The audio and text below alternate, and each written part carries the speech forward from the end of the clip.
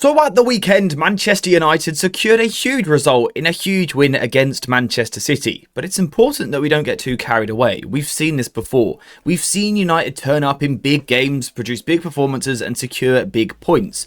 But this time, something felt a little bit different. This wasn't a smash and grab. United were dominant, both on and off the ball. This was sustainable. Now, so far, a lot of the talk has been about Manchester United's ability to defend, but also the ability to play super quick, speedy football attacking the Manchester City box. But did you also notice that there were spells of this game where United took control, where we played out from the back, built through the thirds and attacked Manchester City? Very different to what we've seen in the past. Last time we beat a big side, it was probably Liverpool, where Lomans in goal exclusively played the ball long. But in this game, it was very different. Lots of Manchester United players coming towards the ball, trying to play out under pressure. Michael Carrick deserves a lot of credit for quickly getting the team to change in a completely different way, having a completely different mindset. And it helps when you've got some of these players. In Lomans, we've got a very composed two-footed goalkeeper. At left back, Luke Shaw is an extreme technician who's very good at working under pressure on the touchline. We've got Lisandro Martinez at centre back, just out of this world on the ball, and also Kobbie Mainoo with his press resistance in midfield. So the players are there, but Carrick put the trust in them and also tactically led them as well. Now, the point of tactically leading them is very important because a lot of the time when we see these quick, fast performances on the ball, there's this element of thinking that the players have been told to go and express themselves and things like that. But it's important to remember that the managers, the coaches still have a lot of input here. So even when you're seeing a quick, free performance, the managers are still leading them tactically. And we saw that with the Manchester United performance. And there were sort of a few big things that we were looking for in the first phase. First of all, that was a lot of width in the first phase. So that's both of the centre-backs splitting wide and both of the full-backs playing nice and wide in the first phase. The next thing was patience and confidence, wanting to get on the ball, wanting to play in the first phase, wanting to take chances. And then the other big thing was double movements in the front line to create space that Manchester United could then attack, and that's really going to centre around Bryan Mbeumo and Bruno Fernandes. So let's go through some of these examples. Starting here, you can see a lot of Manchester City players really high up the pitch going for the high press, and there were times in this game where they were literally man to man. On this occasion, there is actually more City players in shot than United players in shot. But what's different here is the United mindset. There wasn't even a thought of playing the ball long and just getting rid and clearing our lines. Instead, the players wanted to get on the ball, they wanted to look after it. And that's Michael Carrick immediately sort of putting his ideas onto the players, and that's fantastic to see. A coach that can come in and make a difference so quickly is great. But then of course you need the actual performance. Wanting to play out from the back is different to doing it. So you've got to find solutions in the first phase, and I think United did this very well with different rotations. Here, for example, Kobbie Mainoo moving a little bit higher, freeing up the room for Patrick Dorgu to come into. If the players were stationary, if they just stood there, then Dorgu has nowhere to go. So Kobbie's actual little movement here off the ball is very important, and it creates the room inside for United to move the ball. And of course, when you move the ball into the middle of the pitch, City want to press. You can see Bernardo Silva here coming in to try and apply pressure, but Casemiro's an intelligent player. He plays the ball around the corner. Now we've got Bruno Fernandes in space, able to play the ball wide to the right-hand side, and Diogo Dalot is now in loads of room. So United have taken a moment where we were under pressure to now suddenly we are flying forward. Another situation here, once again, loads of Manchester City players, like an insane amount of City players over this side of the pitch, trying to suffocate United, trying to stop them from playing out from the back. But it didn't work. It didn't stop United because United were patient and clever in the first phase. Again, it's Kobbie Mainoo here. He doesn't actually touch the ball once in this phase of play, but his movement just creates a little bit of room. He just moves a little bit higher up the pitch, which allows Luke Shaw to go back towards Lisandro Martinez. Now, when we're talking about Martinez, we're talking about someone who's very good on the ball. Very calm, very patient, very confident. He knows he's quality on the ball, so he doesn't mind taking his time, taking extra touches, drawing people towards him, because he knows that if he does that, he's going to make room. He plays the ball to Harry Maguire. Harry Maguire moves it one further to Diogo Dalot. Now, Diogo Dalot's first touch here and second touch is really good. He actually really intelligently changes the angle, springing back inside onto his left foot. And again, you can see the effect it has on the City players. City want to go and get pressure on the ball. It drags Bernardo Silva out of position. Now all we need to do is move the ball through the lines. Dalot does that very well. We've got Bruno Fernandes receiving high. He can pop the ball back off to Ahmad, and things are simple. All Ahmad now needs to do is roll the ball back to Casemiro, and then he has all the time in the world to get his head up and play a quick long ball forward.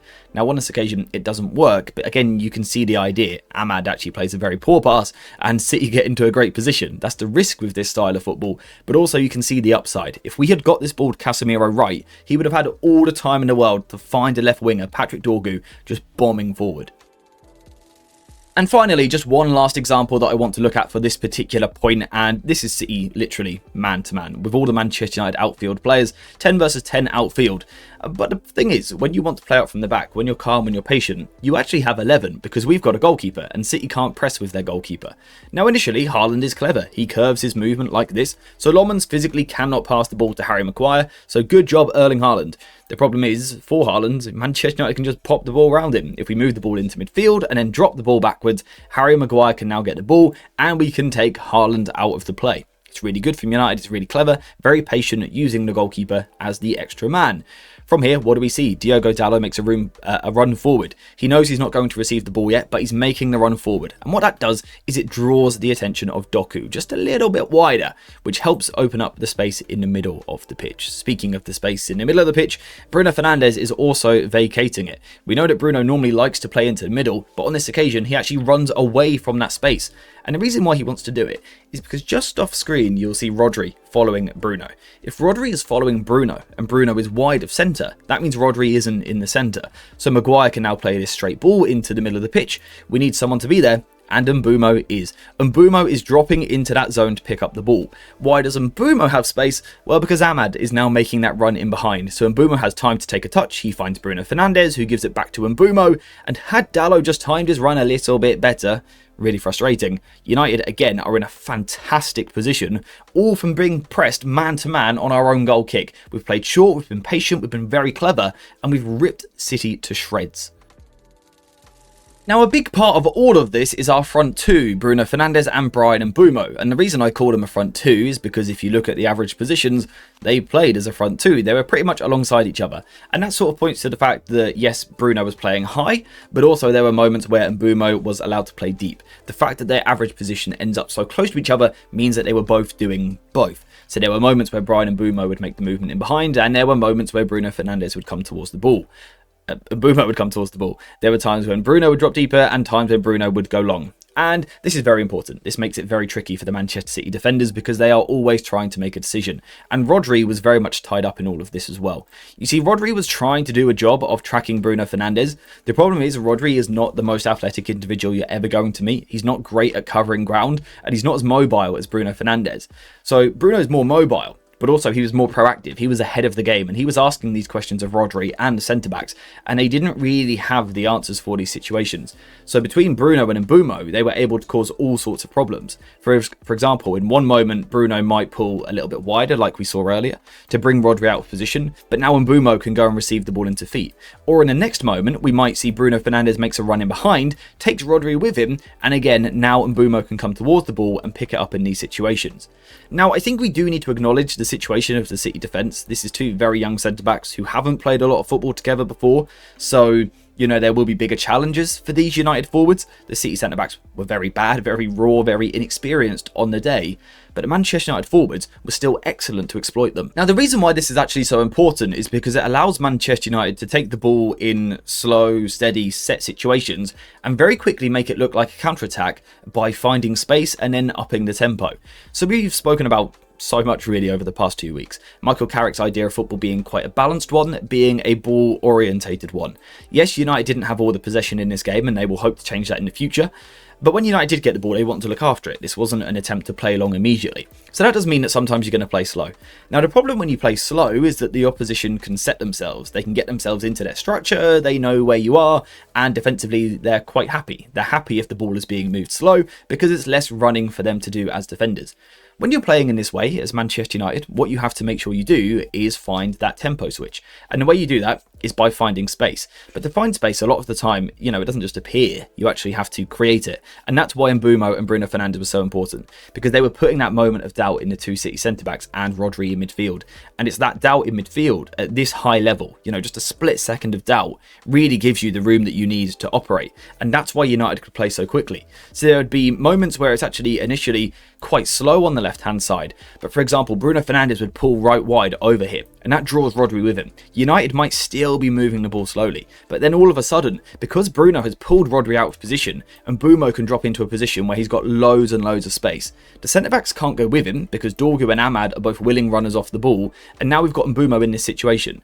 So very, very quickly, we've gone from sort of slow football, knocking the ball about, keeping possession, to then one bit of movement. Bruno pulling wide and Mbeumo dropping deeper, wingers going in behind, and now suddenly the game opens up. Suddenly we can find Mbeumo of space.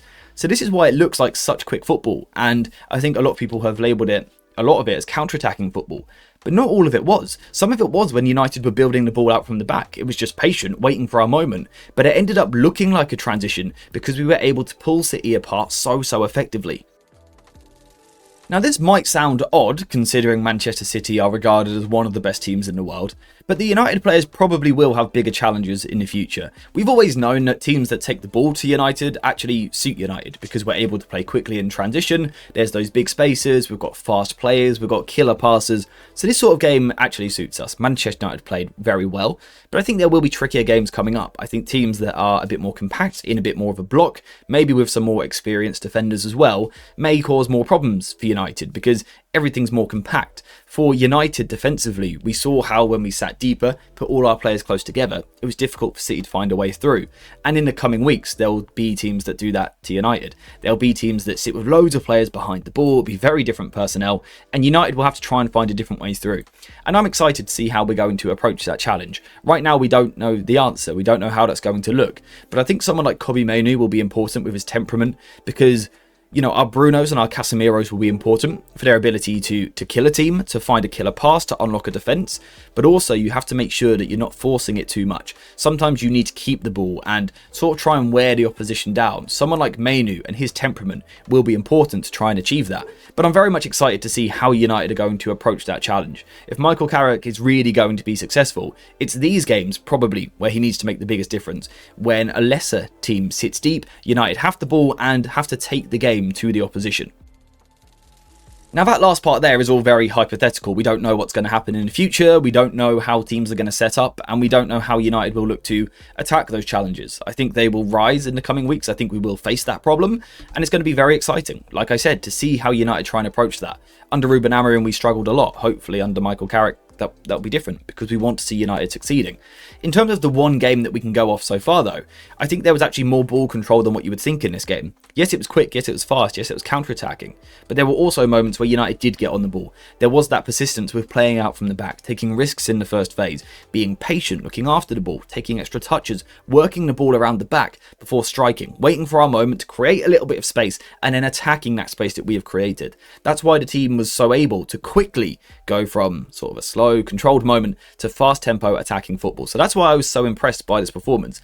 Defensively, as we covered the other day, it was absolutely fantastic. Individuals like Kobbie Mainoo were brilliant, but I think the whole team collectively had a different mindset on the ball, and that is always, nearly always, led by your manager and your coaches, and you could see that it was their identity on this Manchester United team, a team that wanted to get touches on the ball, and that suits this United squad. Again, Luke Shaw, Lisandro Martinez, Kobbie Mainoo, Bruno Fernandes, these are players that want the ball, and I'm excited to see how this is going to evolve really. Now for the evolution, we are going to have to wait and see what happens, so we're going to wrap the video up there. Thank you guys very much for watching this one. I hope you have enjoyed it. If you have, please leave a like, subscribe and get your notifications on, and as always, I'll see you in the next one.